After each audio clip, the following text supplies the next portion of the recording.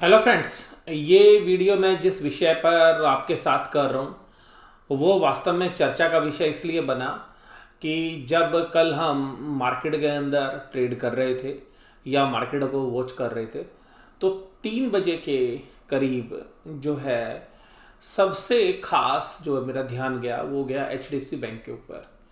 और जनरली मैं bank Nifty के स्टॉक्स को ट्रैक करता हूँ, तो वहाँ पर HDFC बैंक जो है दिग्गज है। और आप लोग जानते हैं कि निफ्टी के अंदर भी और बैंक निफ्टी के अंदर भी, निफ्टी देखिएगा, जहाँ तक अगर निफ्टी की बात करें तो टॉप 3 के अंदर अगर हम बात करें तो HDFC बैंक की बारी आती है। अभी हालांकि 2 नंबर पर है, रिलायंस के बाद सबसे ज़्यादा वेट जो है वो HDFC बैंक का है। उसके बाद अगर हम बात करें तो टॉप 3 में जो है कभी HDFC बैंक हो जाता है या दूसरे जो शेयर्स हैं वो आ जाते हैं, तो टॉप 3 में जो है HDFC बैंक रहता है निफ्टी के अंदर। और अगर बैंक निफ्टी की बात करें तो लीडर है, नंबर 1 इज HDFC बैंक। तो जो भी बैंक निफ्टी के अंदर जो मूवमेंट होती है वो वास्तव में HDFC बैंक जो है उसको मेजरली जो है प्ले करता है। तो जहाँ पर भी HDFC बैंक के अंदर डायरेक्शन होती है तो देर सवेर जो है बाकी बैंकों को भी HDFC बैंक के पीछे पीछे आना ही पड़ता है। या आप ये समझ सकते हैं कि बाकी बैंकों की मजबूरी है।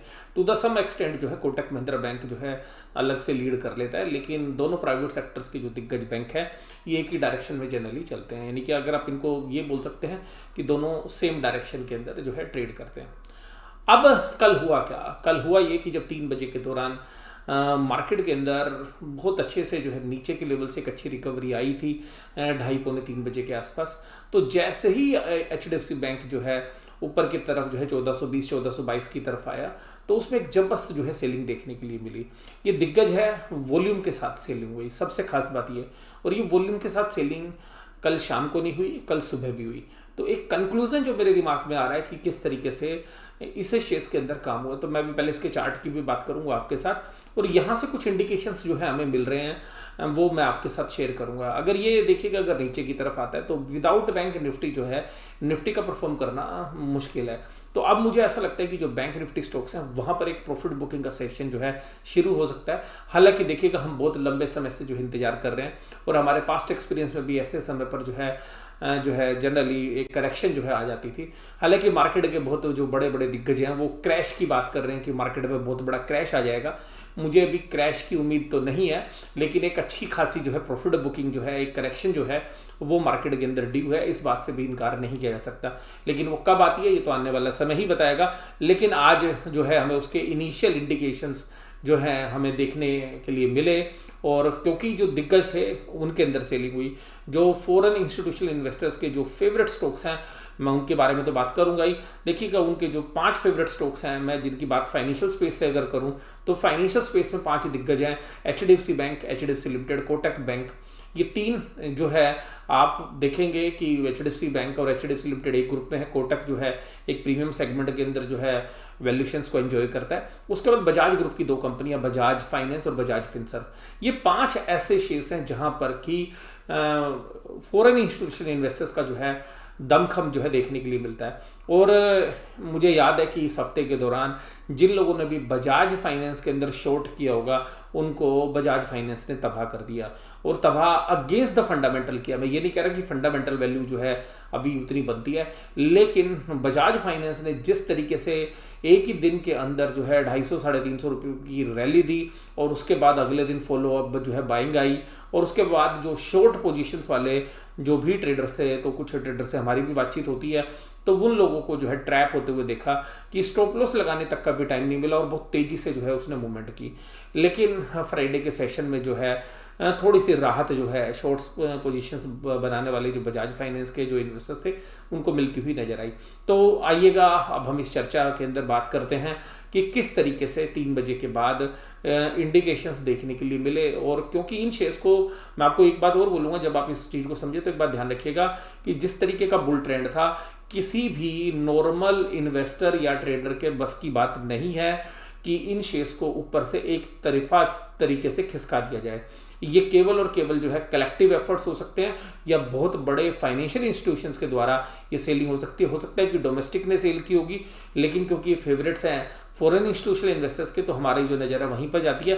हालांकि फॉरेन इंस्टीट्यूशनल इन्वेस्टर्स का जो डेटा है अगर हम उसकी बात करें तो वो पॉजिटिव आया था, लेकिन कल जो है सेल और बाय के फिगर्स काफ़ी बड़े थे फॉरेन इंस्टीट्यूशनल इन्वेस्टर्स के। तो हमारा जो है अनुमान ये है कि ये जो सेलिंग है इंस्टीट्यूशन सेलिंग थी और ये फॉरेन इंस्टीट्यूशन इन्वेस्टर्स के द्वारा ही की गई थी। आइएगा अब इस चर्चा को आगे शुरू करते हैं। देखिएगा इस चर्चा के अंदर अगर हम बात करें तो इस चर्चा में आपको HDFC बैंक नजर आ रहा है। ये कल का चार्ट है, केवल एक दिन का चार्ट है, 5 मिनट का चार्ट है।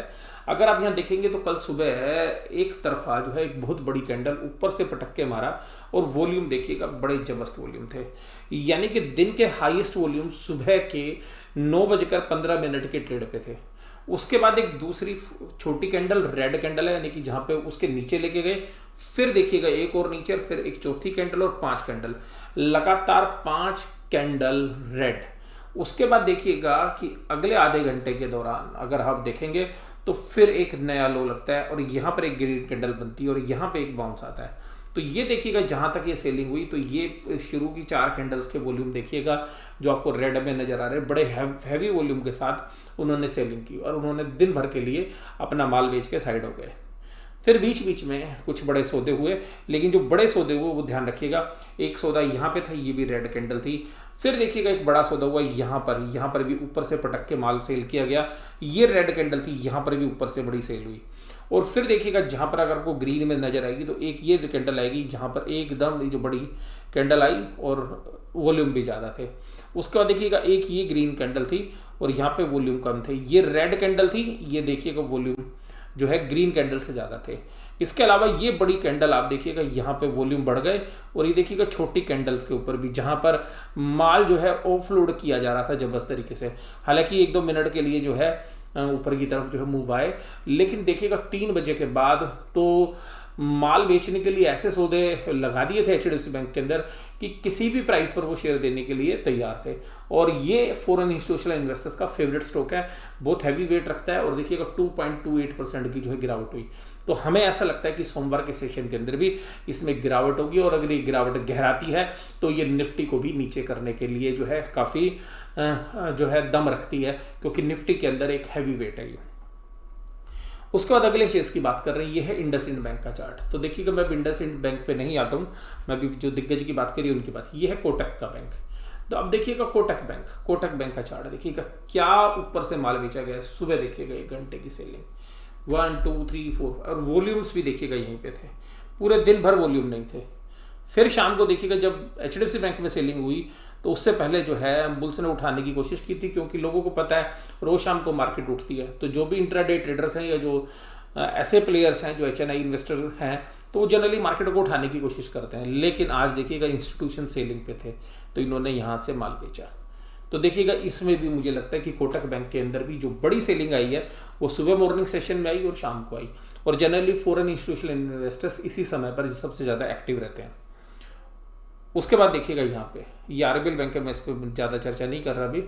ICICI बैंक की देखिएगा ये एक अकेला बैंक है जो दिग्गज भी है, हैवी वेट भी है निफ्टी में, लेकिन इसके अंदर भी गिरावट आई, लेकिन इतनी नहीं आई जितनी बाकी जगह आई। तो लास्ट के आधे घंटे में अगर देखें तो इसमें केवल और केवल जो है 25 मिनट सेलिंग हुई है, क्योंकि 3-5 तक जो है एग्रेसिवली जो है बायर थे। तो यहाँ पर भी देखिएगा हालांकि 2 कैंडल ग्रीन है लेकिन बड़े वॉल्यूम के साथ यहाँ पे अभी माल बेचा गया। तो ये माल बेचने का ही जो है आइडिया जो है दे रहे हैं। दिन भर जो है ICICI बैंक को मजबूत रखा गया जो इंट्राडे, क्योंकि 2 दिन से ये वीक था। यहाँ पर भी सेलिंग हुई थी सुबह, लेकिन उतनी ज़्यादा नहीं हुई थी जितनी कि बाकी HDFC बैंक और कोटक में हुई थी। इसी की वजह से बुल्स ने इसको ज़्यादा उठा लिया, क्योंकि सुबह सेलिंग थी नहीं तो बुल्स जो है एग्रेसिवली थे। तो इसलिए देखिएगा इसकी जो क्लोजिंग है वो भी पॉजिटिव हुई। लेकिन अगर ध्यान से देखेंगे तो इसमें भी सेलिंग ऊपर के लेवल पर हुई है। अब देखिएगा निफ्टी बैंक, और निफ्टी बैंक की कैंडल आपको साफ साफ बता रही है। ये देखिएगा आधे घंटे का चार्ट, ये शुरू के आधे 1 घंटे का चार्ट। शुरू के 1 घंटे माल बेचा, शुरू के आधे घंटे माल बेचा, वॉल्यूम हाईएस्ट यहीं पे थे। नॉर्मली होते भी हैं लेकिन देखिएगा यहाँ पे विद वॉल्यूम थे। तो इसका मतलब है सेलिंग प्रेशर निफ्टी बैंक में कहाँ से आया? फॉरेन इंस्टीट्यूशनल इन्वेस्टर्स की सेलिंग की वजह से। ये देखिएगा बजाज फाइनेंस सुबह सेलिंग, हालांकि जो शॉर्ट्स वाले थे वो काफ़ी खुश हो गए होंगे। देखिएगा सुबह सेलिंग और फिर बाद में सेलिंग, वॉल्यूम्स यहाँ पर हाईएस्ट और यहाँ पर भी हाईएस्ट। दिन में जो है यहाँ पर एक बार वॉल्यूम जो है 2:30 बजे जो बुल्स ने उठाने की कोशिश की थी वो देखिएगा ये थी जबरदस्त, यहाँ पे बनी भी, लेकिन अगली जो है रेड कैंडल बन गई थी तुरंत, तो सेलिंग आ गई थी यहाँ से। और फिर देखिएगा लास्ट तक, तो ये पूरा इंटरप्रिटेशन ये बता रहा है कि बजाज फाइनेंस में भी ऊपर के लेवल पर अच्छे वॉल्यूम के साथ सेलिंग हुई है। उसके बाद देखिएगा ये आपको निफ्टी के चार्ट है, तो निफ्टी में इतनी वीकनेस नहीं थी, क्योंकि निफ्टी में जो 50 शेयर्स हैं उन शेयर्स में फाइनेंशियल्स के अलावा भी बाकी शेयर्स हैं, तो निफ्टी में इतनी नहीं थी। HDFC लिमिटेड में देखिएगा हैवी सेलिंग सुबह विद वॉल्यूम, और फिर देखिएगा यहाँ पे उठाने की कोशिश की गई, ये देखिएगा उठाया है, विद वॉल्यूम उठाया, लेकिन उस वॉल्यूम के अगेंस्ट सेलिंग आ गई तुरंत। तो ये देखिएगा ये फिर इसमें भी सेलिंग है। तो यहाँ पे हालांकि HDFC बैंक जितना कमजोर नहीं है, ये ध्यान रखिएगा, इसमें 52 वीक हाई भी लगे हैं कल। उसके बाद देखिएगा RBL बैंक के बारे में बात करें तो मैंने आपके साथ जो बात की बजाज फाइनेंस के बारे में कर ली, और इसी तरीके से अगर आप यहाँ पे देखेंगे बजाज फाइनेंस के साथ ये जो चार्ट, सॉरी ये 9216 है, ये निफ्टी का नहीं है, ये बजाज फिनसर्व का। तो बजाज फिनसर्व में इतनी कमजोरी नहीं थी, मैंने आपको निफ्टी के बारे में बोल दिया गया। ये बजाज फिनसर्व का चार्ट है, ये बजाज फाइनेंस का और बजाज फिनसर्व के दोनों चार्ट हैं। तो ये हालांकि ये जो चार्ट है काफ़ी निफ्टी से मिल रहा है, तो उसी तरीके से मेरा आइडिया गया। तो हालांकि ये निफ्टी के साथ साथ चलता हुआ नजर आया, तो निफ्टी के हिसाब से ये चल रहा था। लेकिन जो बाकी चारों शेयर सब मैंने जो है दिग्गज की अगर हम बात करें तो वहाँ पे सेलिंग थी। और अगर हम बात करें अब, क्योंकि काफ़ी बड़ा एक्सपोजर जो है इंडसइंड बैंक में भी होता है, तो इंडसइंड बैंक में भी देखिएगा सुबह सेलिंग थी और बाद में भी शाम को भी सेलिंग थी, वॉल्यूम भी बढ़े हुए थे। तो यहाँ से एक इंडिकेशन लग रहा है कि देखिएगा बैंक निफ्टी के अंदर एक जो है सेलिंग आ सकती है। और देखिएगा RBL बैंक क्योंकि छोटा बैंक है, तो इसमें तो कल सेलिंग भी 2 घंटे चली है और फिर बाद में भी सेलिंग चली है, दिन में भी जो है उठने नहीं दिया गया इसको। तो आप देखिएगा ये इसमें गिरावट भी 3.71% की थी। तो ये सारे इंडिकेशंस हमें मिल रहे हैं कि जो बैंक निफ्टी के जो स्टॉक्स हैं उनके अंदर एक अच्छी वीकनेस जो है इस हफ्ते के अंदर देखने के लिए मिलनी चाहिए। ये प्रिलिमिनरी इंडिकेशंस हैं जो हमें देखने के लिए मिले हैं। वास्तविक स्थिति क्या होगी ये तो देखिएगा, लिक्विडिटी ड्रिवन रैली है, कुछ भी इनकार जो है नहीं किया जा सकता। लेकिन फिर भी अगर जो चार्ट्स के हिसाब से अगर हम स्टडी करें, जो डेटा पॉइंट्स अगर हमारे सामने आ रहे हैं, तो वहाँ पर ये लग रहा है कि जो स्मार्ट प्लेयर्स हैं उन स्मार्ट प्लेयर्स ने लास्ट के आधे घंटे में 5 में से 4 फाइनेंशियल जो दिग्गज हैं उनमें सेलिंग की। और देखिएगा बजाज फिनसर्व में इतनी वोलेटिलिटी नहीं रहती जितनी बजाज फाइनेंस में होती है। तो क्योंकि दोनों के अंदर अगर आप देखेंगे तो बजाज फाइनेंस जो है सब्सिडरी कंपनी है बजाज फिनसर्व की, तो वो चला भी कम है बजाज फिनसर्व, और बजाज फाइनेंस चला भी ज़्यादा है। तो अल्टीमेटली हाई बीटा जो है वो बजाज फिनसर्व के मुकाबले में बजाज फाइनेंस के अंदर है। तो जो इंडिकेशंस हैं वो बजाज फाइनेंस से भी लिए जा सकते हैं। तो आपको ये एनालिसिस कैसा लगा ये आप मुझे बताइएगा। ये जो मेरे विचार थे व्यक्तिगत थे, आप किसी भी तरीके की कोई पोजीशन शॉर्ट या बाई की लेते हैं किसी भी बैंक निफ्टी स्टॉक्स में, तो अपने फाइनेंशियल एडवाइजर से सलाह लें और उसके बाद ही अंतिम फैसले पर पहुंचे और अपने विवेक का यूज़ करें। ये केवल और केवल जो है आपको ज्ञान देने के लिए जो है ज्ञानवर्धक जो है मैंने वीडियो बनाने की कोशिश की है। आपको ये वीडियो कैसी लगी जरूर से जरूर आप मुझे कमेंट बॉक्स में बताइएगा। वीडियो देखने के लिए धन्यवाद। Thank you very much.